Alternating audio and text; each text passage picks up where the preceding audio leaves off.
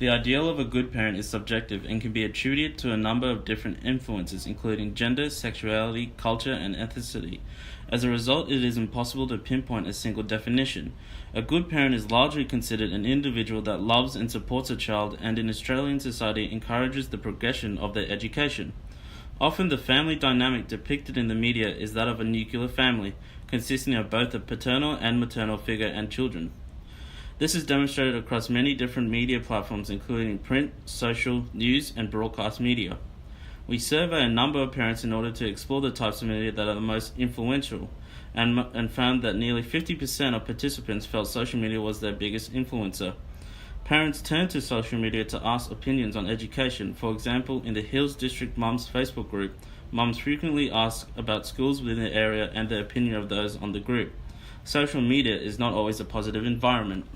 The French philosopher Michel Foucault observed Bentham's panopticon and commented that it was a form of self-regulation and control driven by the concept of always being watched.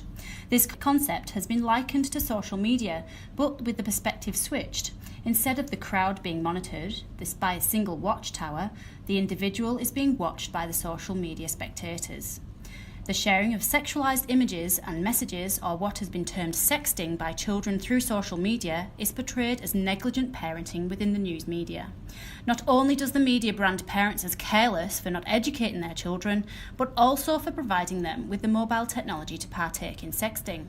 The influx of new mobile device technologies have stirred the pot of mass media, with stories focusing on the safety of students, their morals, and the likelihood of this exposing them to negative sexual and illegal behaviour.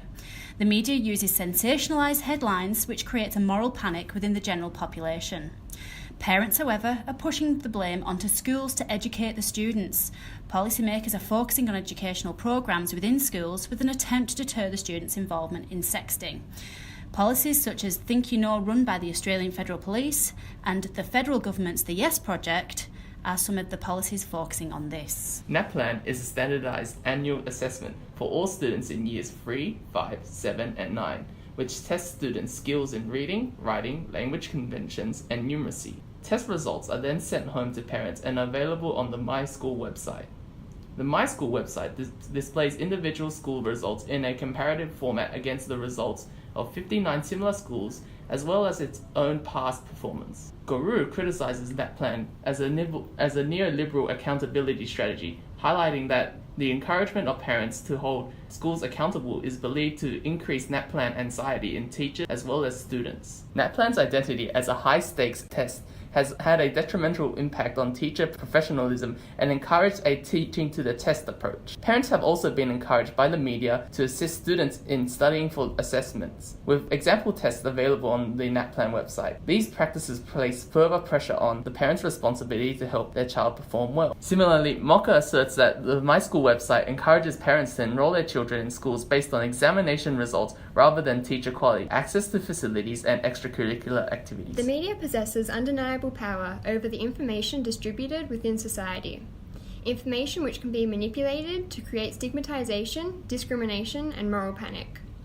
Many of the parent and family stereotypes perpetuated in the media are problematic for individuals that do not conform to societal norms, particularly in regards to non-nuclear family setups. One stereotype repeatedly depicted in the Australian media is that of the welfare queen, a single mother living large on fraudulent Centrelink benefits funded by the taxpayer. Blenkiron highlights that the repetition of stereotypes is the result of news media that has lost the intention to inform and instead aims to sell and entertain by sensationalizing stories. Therefore, individuals must have the skills to challenge what they are being told by the media by considering the author's intentions, message, and perspective. Individuals also have a personal responsibility when creating and distributing media in order to contribute positively to the media landscape. Education policy must also be altered to accommodate these changes, as students will require these developed critical thinking skills when engaging with the media throughout their lives.